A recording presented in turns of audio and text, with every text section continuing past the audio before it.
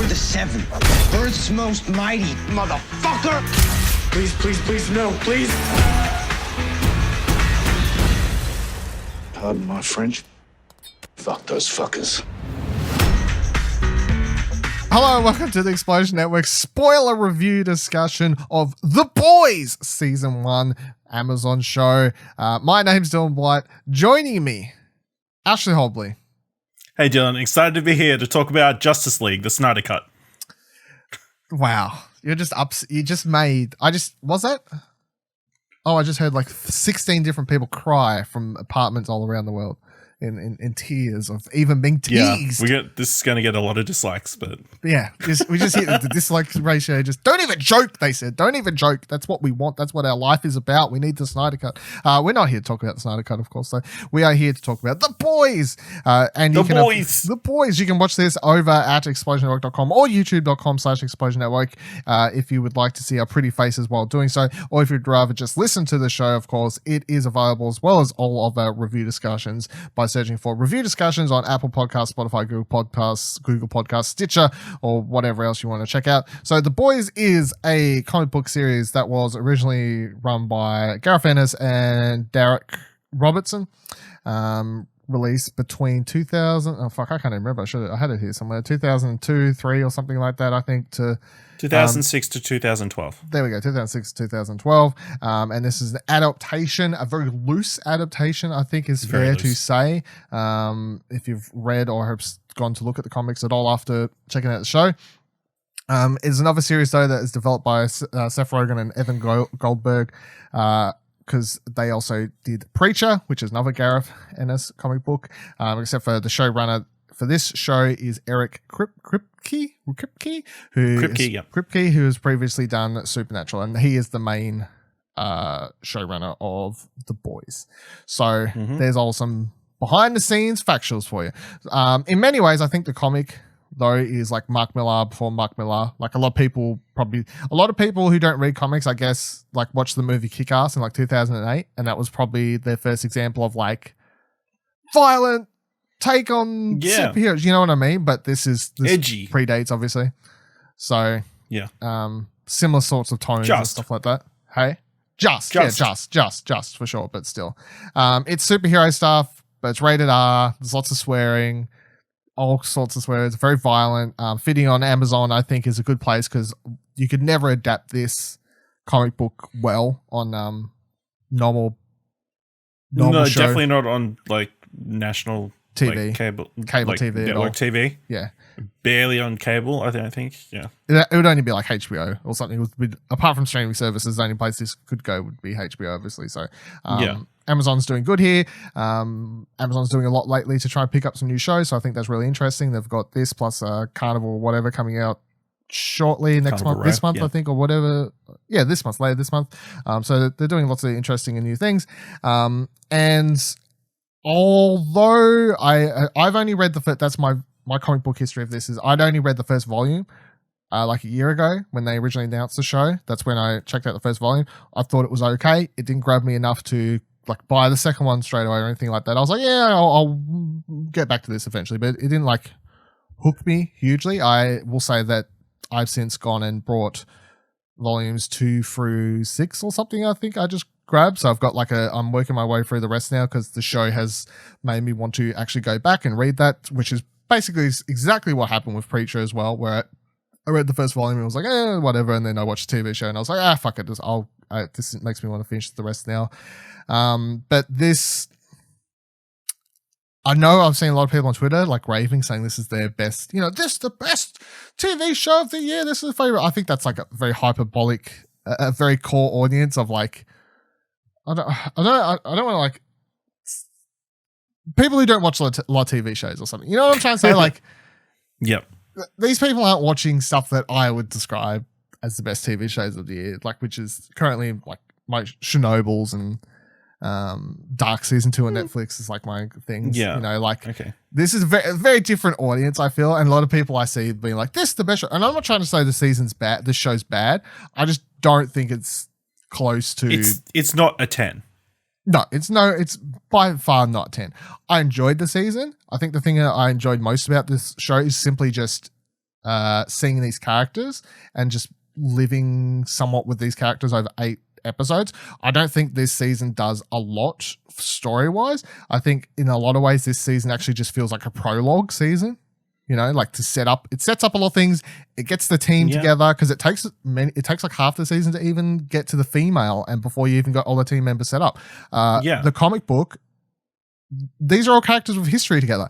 They're getting the team back and they get Huey in. They've changed the history of the team. Yeah, they changed the history and their dynamic a lot for this. So that means, so I just feel like it just feels like a prologue in a lot of ways. But I enjoyed it. What are your overall thoughts on the show though? And what's your comic book history as well? Like, I think I went back. I think I read up to about issue 40, 47 or something like that on digitally or whatever. And then I just sort of dropped off and started reading something else. But I have gone back and I think I've read about 20 something issues since the Did you restart series. It or? Yeah, restarted just to see the comparison. And I would say they've improved on it in the best ways they possibly could.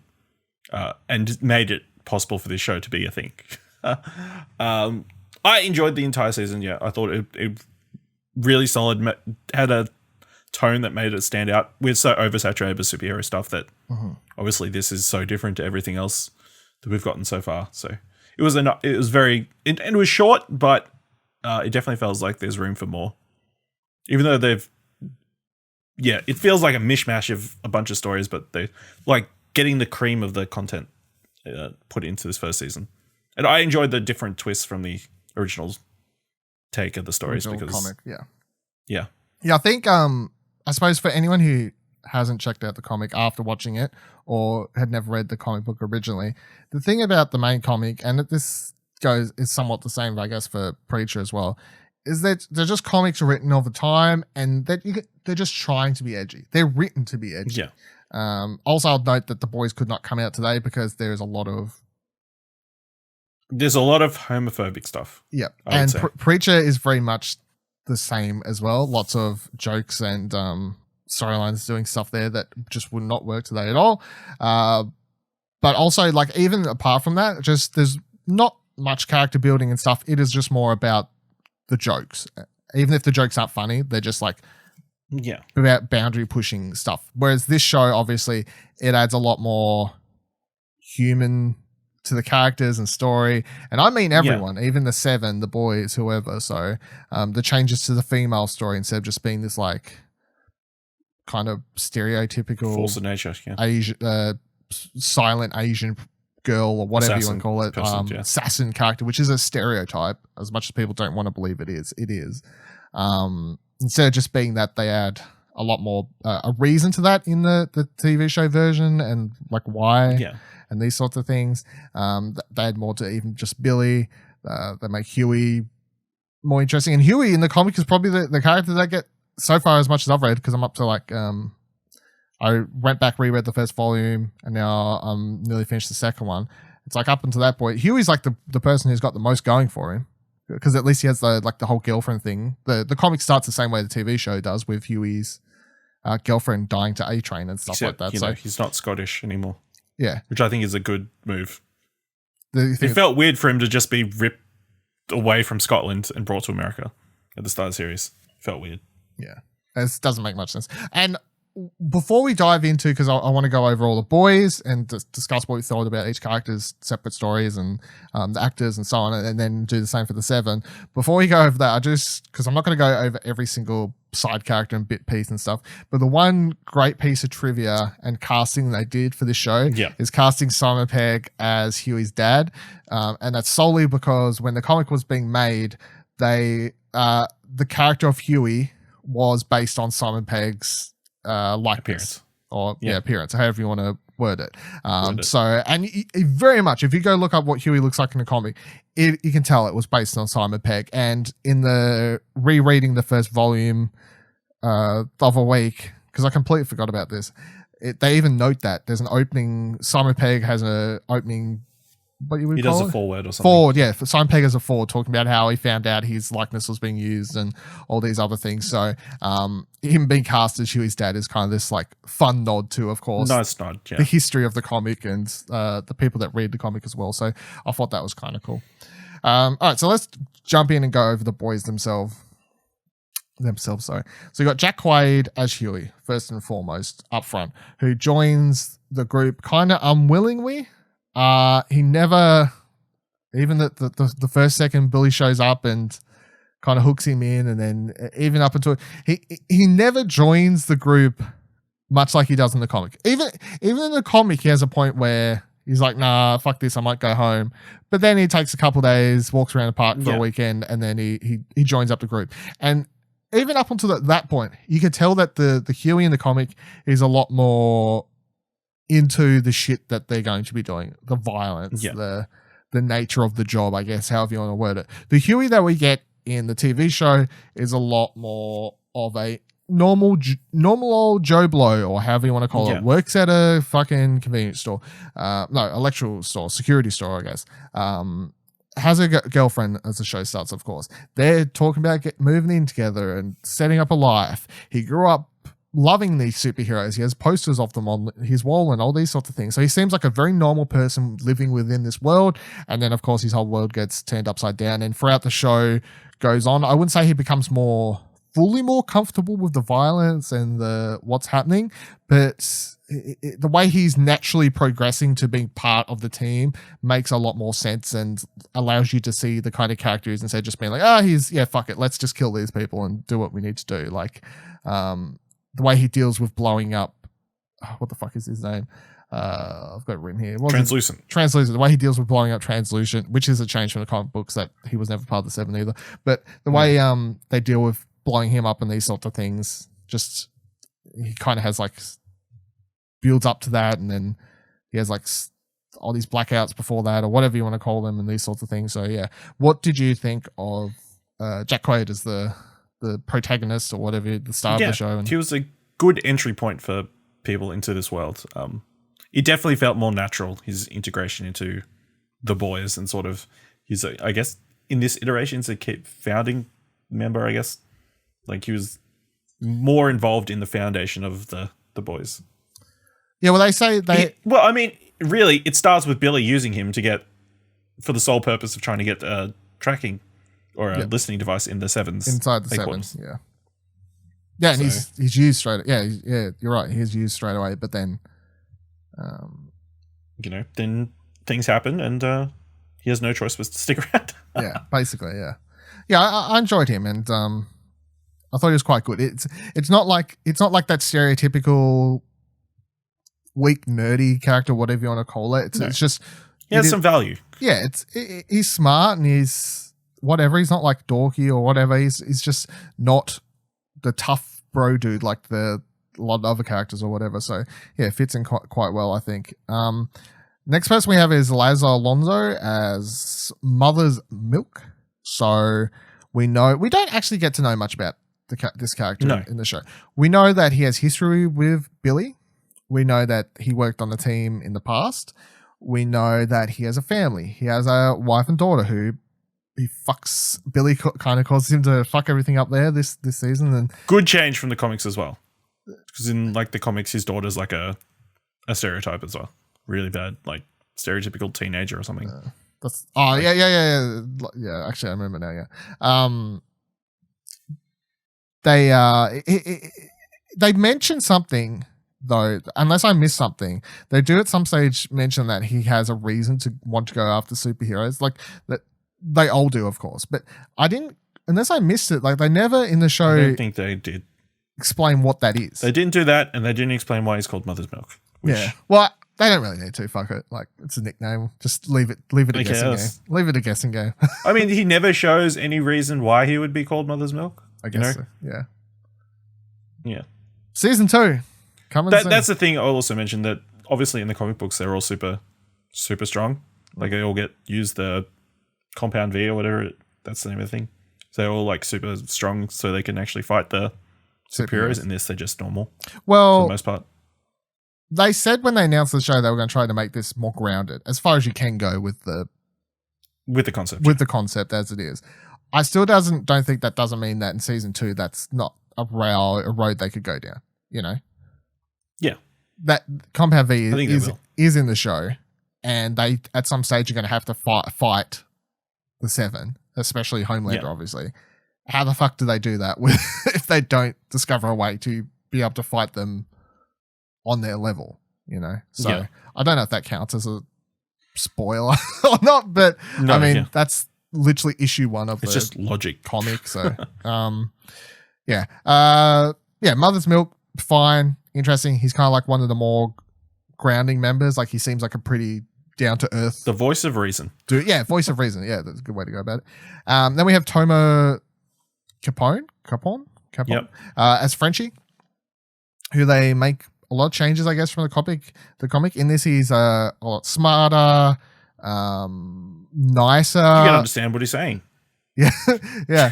He's his whole relationship with the female shows that he has like a passionate side to him and these sorts of things. Like he's a lot more layered character. He's a weapons expert. We know that much. That's kind of, I guess, what his job title would be on the team, like weapons expert or something, I guess. But he's a lot more layered of a character. Whereas in the comic book, he is just this.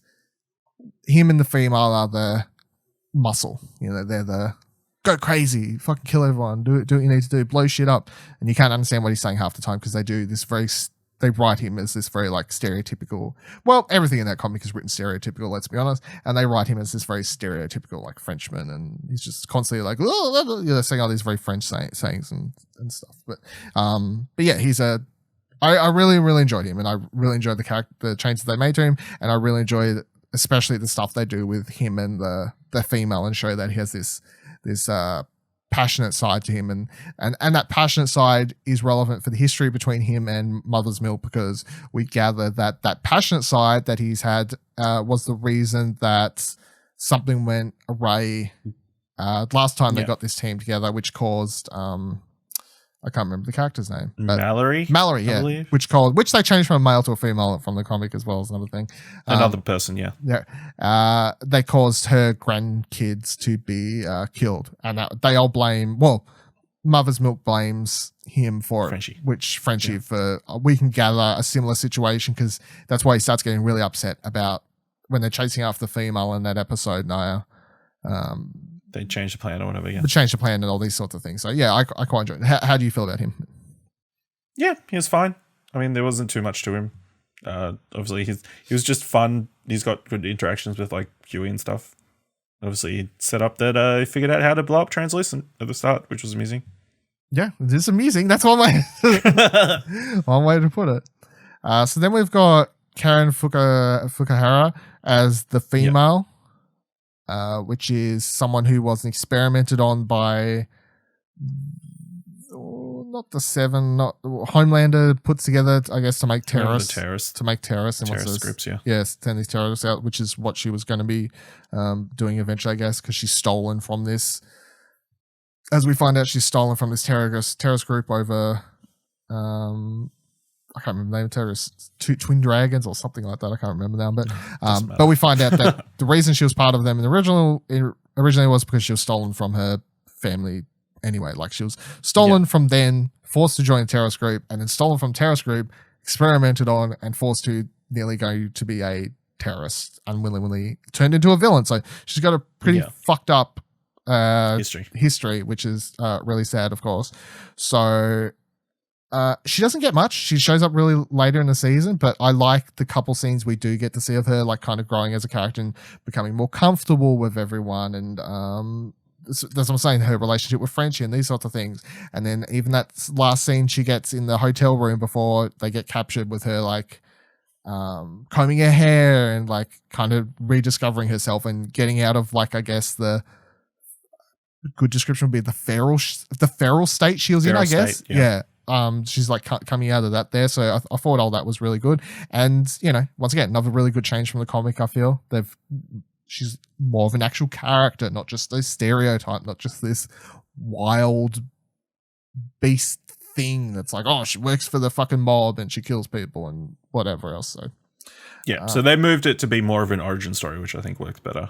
Well, I guess in the comics it was like she was there and she was like a force of nature. Like you didn't know anything about her for a while, so which in that iteration worked because there was such a history behind the past team where there doesn't seem to be as much focus on it this time.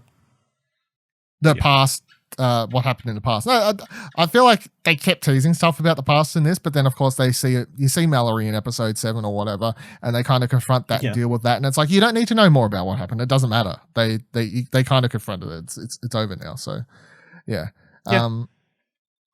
Yeah, and I feel she's quite good. She's most known, I guess. Most people may recognize her. She was Katana in Suicide Squad. Is what she would be known for, I guess.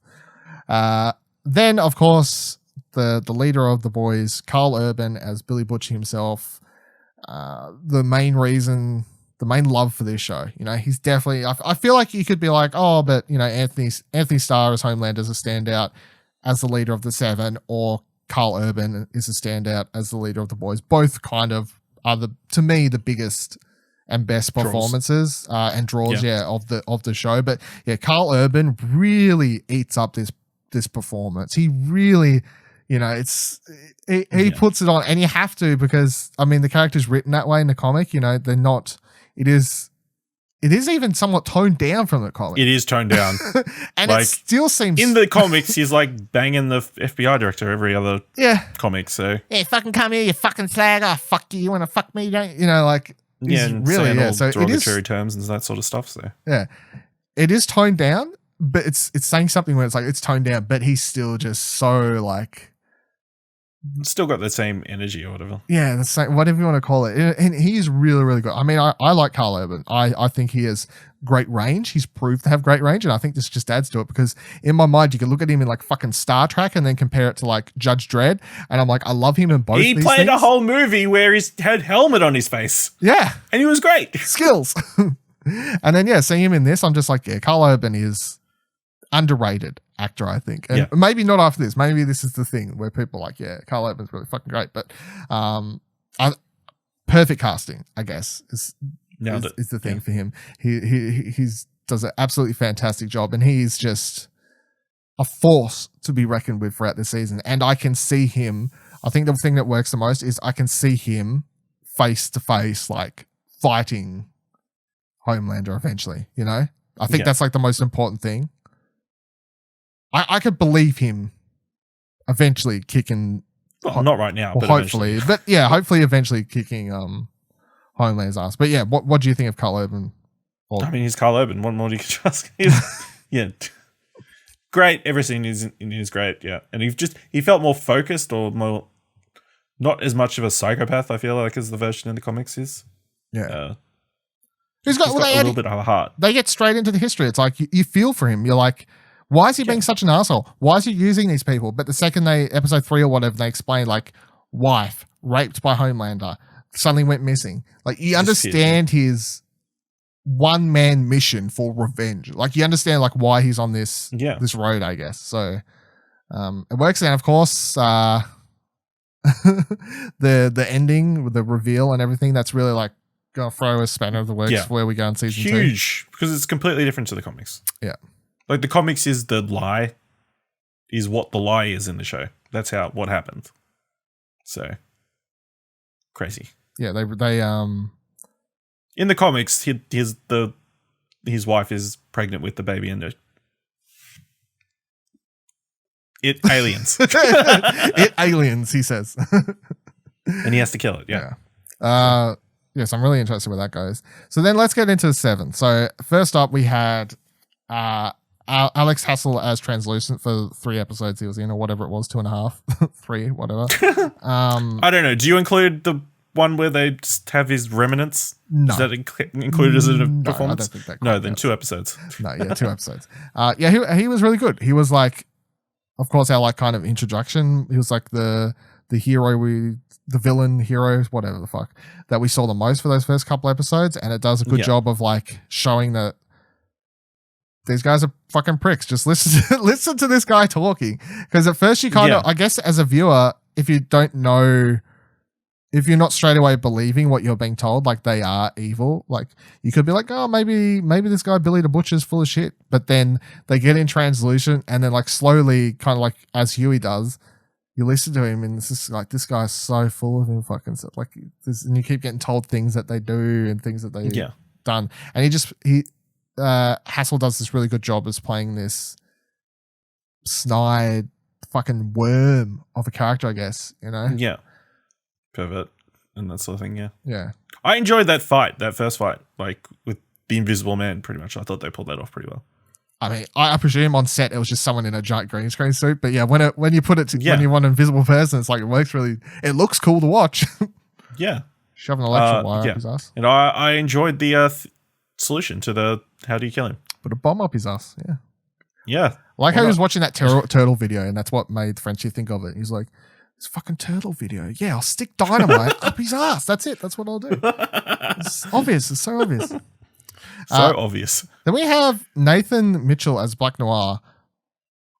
We know absolutely nothing. Nothing. We know that that's Nathan Mitchell as Black Noir because that's who's credited. Other than that, we know nothing about Black Noir. No, he does a really good job sitting and looking at Starlight one time. Yeah, and he plays piano once. Oh no, he does have that fight with the female. Yeah, he does. He has that fight. That was pretty solid. Fucking thinks he's killed her and whatever else. But other than that, he's out of all of these characters, the absolute least. He's the Snake Eyes of the series so far. Yeah, so there's really not much to say there. Then we have Chance Crawford as the Deep, which is basically the ultimate Aquaman meme come to life. It is every Aquaman joke that everyone has ever made about Aquaman turned to a thing. He's fucking trying to save this dolphin, having the calls. That's so good. The one that made me laugh the most actually is the crowfish. What are they called? Shellfish thing or whatever it is. The shellfish thing. Crawfish, whatever. Or lobster, I guess. Yeah. Yeah, it's like the lobster, whatever the fuck. It's like talking to that, and then that dude just like fucking stabs it. It's pretty funny. I will say though, because when we was talking about it originally on What Do You Want to Watch, which you should check out as well. Yeah. And I'd only watched the first episode at that stage, and you and Nick are like, oh, you know, like you kind of feel for him by the end. No, you didn't, because he's a fucking sexual predator. Fuck him. I mean, you do feel for him because obviously he goes through shit and is like discarded. And they downplay what he did a fair bit as well. Like she says in front of everybody he just showed her junk. No. Or flashed him or whatever. He fucking he forces Starlight to suck his dick. Let's just say what happened. Yeah. But they never say it after that. No, but I ain't forgetting. No. And then, you know, he gets guild fucked. That was a weird scene. He asked for that. No, he didn't. Like, he actually didn't. He Karma. said stop, and she kept doing it. Karma. Wow. Karma comes around hard when you're a superhero with problems. Yeah, no, I mean, I understand, like, in that scene, I guess they're trying to make you, as an audience, feel, like, sorry for him, but I'm like, no. You didn't feel anything? No. Yeah. No, I'm like, you're still the villain. I feel like for most people, it would. You sort of feel bad for him. He's the villain. In the end. He's a villain. But it doesn't mean he has to be redeemed or anything. I mean, you just feel bad for him a little bit. Yeah, I don't. I'd be interested to see how much he'll be in the next season, if at all, based on what happens at the end. He shaves his head and his body, he's just stuck in wherever he's stuck in. Is he that place? I can't remember where it was. Is he though? We'll find out. I mean, he can just leave anytime he wants, I guess. Yeah. Then we got Jesse T. Usher as A-Train, the speedster who kills Huey's girlfriend and is our introduction to what the fuck is the drug's name? I've already forgot. Compound V. Introduction to all that as well. One of the heroes we see the most, I guess, next to... Yeah. Again, completely changed up the character. Yeah, a lot. They took all the dislikable bits, most of the dislikable bits, and gave them to the Deep. Yeah. Like the sexual stuff, so. Well, you have enough reason to dislike him since he's fucking he killed his girlfriend. Start, so. Like I feel like that's a big enough like pull for reason for the audience to dislike him. But yeah, I think he did a pretty good job. never would. There's no way you can read it. I presume he's dead. Maybe he's not. I know they kind of leave it as this thing at the end where Starlight's, of course, calling for help and stuff. But I mean, he had a heart attack. He's dead. He's gone. He's not come back. Yeah. I'm going to say maybe. Who knows? What other story does he have to say? If they manage to keep him alive, then he's just going to be like, oh, she was there, and fucking this was there. And I'm like, I don't want that. Just have him die, and then have the storyline be that Homelander and whoever else is like, kind of, did you do suspicious, but they can't do anything, I guess. But yeah, so that's kind of where I want to see, because he goes through the whole story. We get the whole thing where he's addicted to the drugs. He fucking kills his own girlfriend because he's a piece of shit. I'm done. I feel like he's done his story. It's done and over. Yeah. Then we got Dominic McElligott as Queen Maeve, who is, I say, the Wonder Woman equivalent, I guess, Wonder Woman stereotype for the show. Her costume very much looks, of course, like a Wonder Woman inspired thing.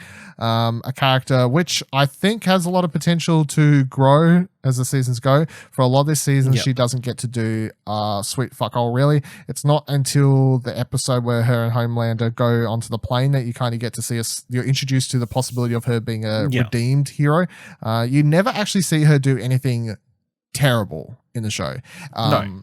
You never see her other kill than being kind of a bitch. That's about it. Yeah, she's a bitch from the get-go to Starlight when she comes in and all these sorts of things, but that's not an unredeemable quality. She's complicit in Homelander, like fucking straight up just murdering that person who was shooting people. But once again, in my books, doesn't put her past being, that dude was killing people, so like, put her in redeemable quality. And then she's on the plane when everything goes down, but she does want to save people. She's begging for Homelander to help save people. Like you see that she still has the side of you hear that once upon a time she did like fucking break her arm or whatever, saving catching a car or a train or whatever the fuck it was, and all these sorts of things. So she definitely has the possibility for in season 2, 3, 4, wherever we go, to see that character grow. Hopefully with the relationship we see set up between her and Starlight, that hopefully Starlight would be able to pull her over to the good side slowly, I guess. Yeah. That could be a way we see it going. And maybe the way the show actually ends up happening is, you got Starlighter and fucking Queen Maeve and maybe some other superheroes end up coming over to the good side, and they're the ones that actually end up fucking taking down Homelander or something like that. So yeah. While we mentioned the plane, I really liked how they changed that from the comics. So in the comics, the plane is one of the planes that's going to go to the Twin Towers for 9/11. Couldn't do that, miss. Couldn't do that. Definitely could not. Yeah, that would be fucked up. Yeah, yeah. But then they also worked it in a way that it progresses that military storyline. So. Oh yeah, it works. Story wise, it works well on many levels. That plane thing, because it shows you how fucked up Homelander is, and it shows you a side that there is redeemable qualities to Queen Maeve. And then when you see Homelander come down, you get just to see how sneaky, snidey, or whatever you want to call it, he is. That how much of a son of a bitch he is. Yeah, he turns it around and turns it into that news speech and like how he plays it all and all these sorts of things. So yeah, that whole plane thing I think is very good on many story elements and story beats there. So then we have Erin Moriarty as Annie January / Starlight. Her role is improved a lot from the comic. I mean, her role in the comic is sort of similar, I guess. Like she's this side story adjacent to the story of Huey, but in the TV show, it's we get more of a 50-50. Maybe not. She's got more agency. Yes. And what she's going through and the way her story is like intertwining around Huey's and these and whatever else. And she's just a very relatable character. And it also is really good to have her as a character introduced to the audience. So it is like, okay, here's the world where all the superheroes are villains and stuff, but straight away you have her. And so as an audience, you're like, but they're not, So straight away it fills you with hope, I guess, as an audience member, that they're not all born villains. It's just they're all twisted or turned or whatever. They make their own choices to become villains. For whatever reason, these are all bad people with superpowers, but there are good people with superpowers, and Starlight is one of them. And I thought she did I thought Erin was really, really good in this role. I quite enjoyed her. What do you I enjoyed that her character allowed us to see like the corporate side of the superhero company, Ford America, how they're like, they make her wear this skimpy outfit because they think that'll make her more popular, and then every action that they do is ratings tested and that sort of thing. Yeah, I thought it was really good. She did a great job. She's probably like the most good character on the show. Yeah, well, she is the best. Yeah, I guess the only good character, because Huey, of course, does some fucked up shit. Yeah, he murdered somebody. Yeah. But yeah, she's good. Yeah, and you're really glad she gets her moment to shine constantly throughout the show. Like especially after how she starts off in the 7th. So yeah, well, I don't know if I would say courage, but she definitely realizes the person she wants to be, not the person that her mum or whoever else was trying to force her to be. And she's like, no, fuck that. I'm a superhero. I'm going to save and help people and whatever else. So yeah, she is really, really great, I thought. And then the last member of the 7, of course, is Anthony Starr as Homelander, the Superman equivalent role. Absolutely an evil son of a bitch. Yep. There's no way around it. And Anthony Starr is, I mean, if you listen to What Do You Want to Watch, I'm a big fan of him from Banshee is my thing. But him in this role is so different to Banshee, and I'm really enjoying seeing him in this because it kind of shows the range, I guess, he has as an actor. So I'm quite enjoying this a lot, and he is really good at playing this fucked up character. Like, it's just the little nuanced things that I love so much, because it'd be very easy to play a dark Superman and be like glaring and evil looking and stuff, but it's just like the things where you can tell he's getting antsy. It's just like the little eye twitches or like the lip, like, you know what I mean? Yeah. Like these little fucking details that you could just tell, like on the inside, he's like wanting to murder someone, and then how easy he can kind of switch on and off between like, all right, ladies and gentlemen, you know, smiling for the civilians and stuff, and then he just turns around and he's just like, fuck them fucking ass, you know, all this sort of stuff. Yeah, that's what I'm saying. Him and Carl Urban are the absolute standouts to me. But how do you feel about him? Yeah, pretty incredible. Yeah, just a scary force. Just every time he's in a scene with either like Maeve, Queen Maeve, or the Sitwell, like, you never know what he's going to do, especially with that baby all the time. Freaking hell. Yeah, not great. It's great performance, but a scary sort of figure. Yeah, just watching that baby crying, and then his eyes will just be like his eyebrows and stuff. Yeah, he's just like, is he just going to fucking murder this baby in a second? You wouldn't put it past him.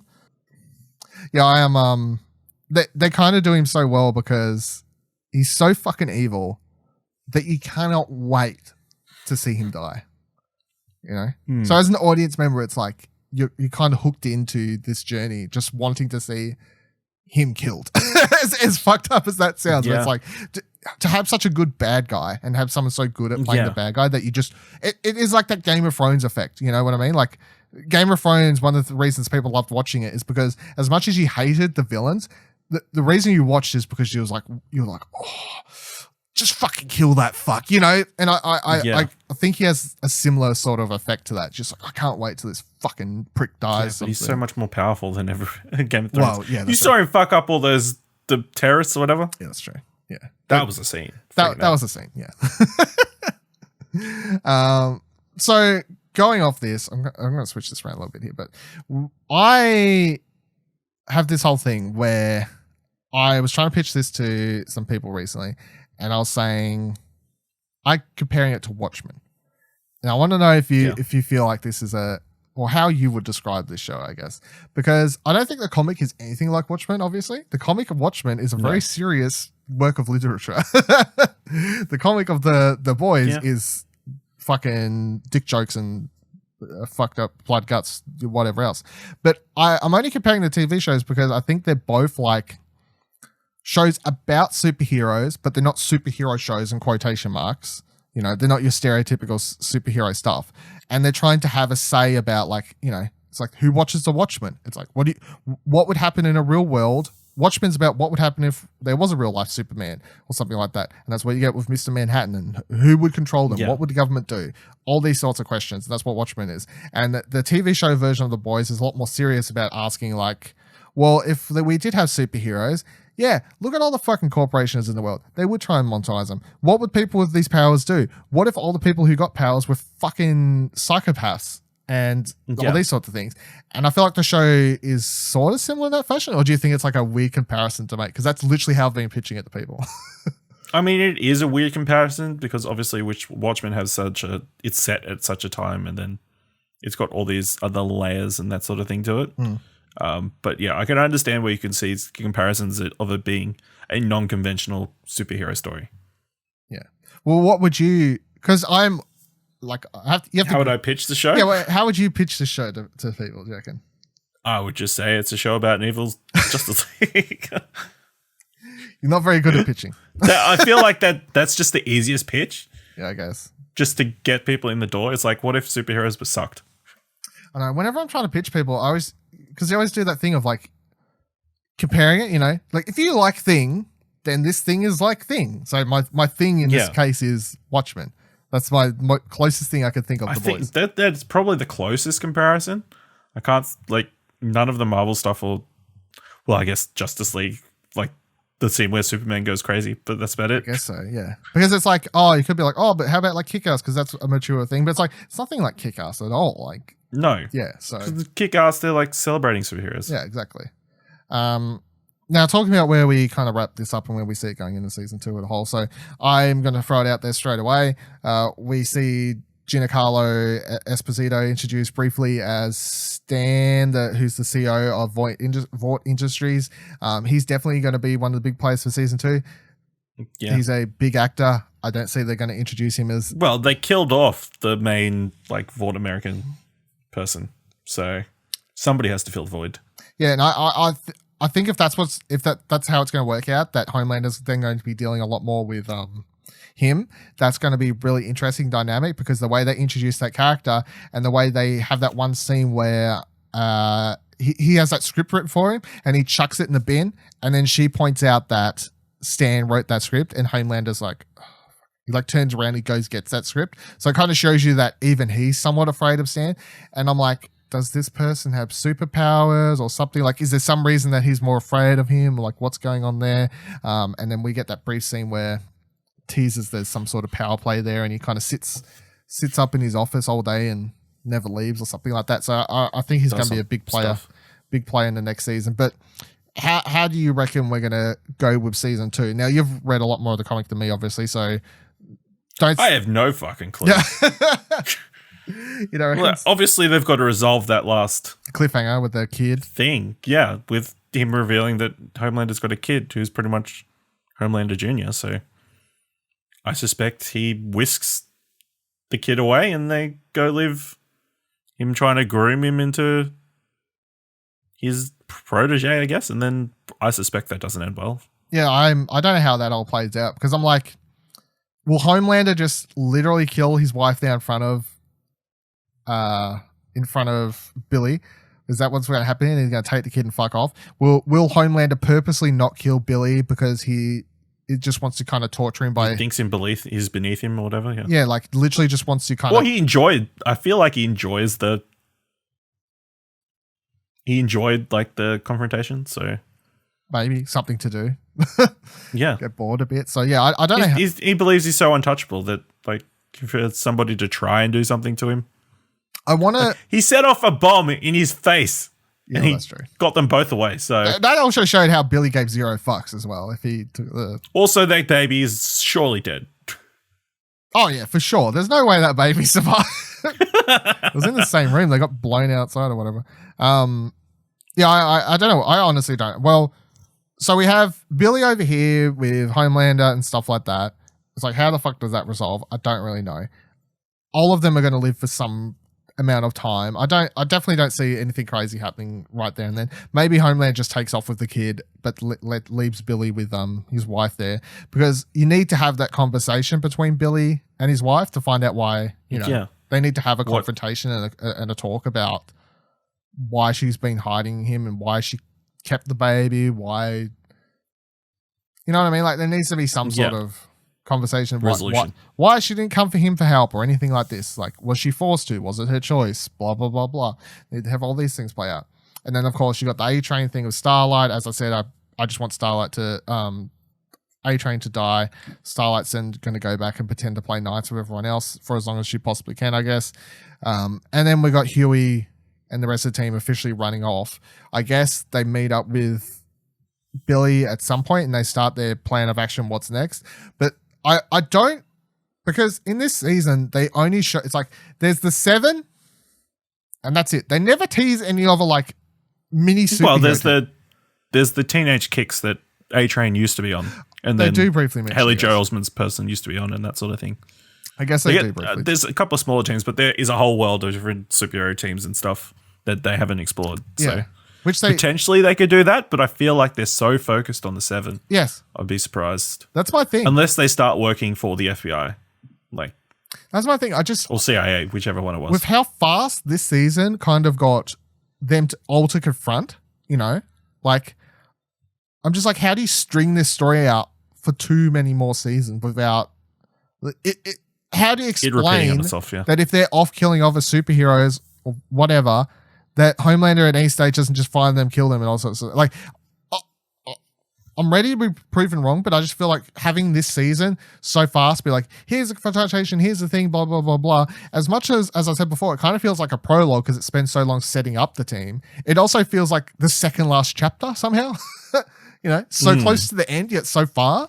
It's really quite weird. Yeah. Do you have any final thoughts on The Boys then? No, it's really good.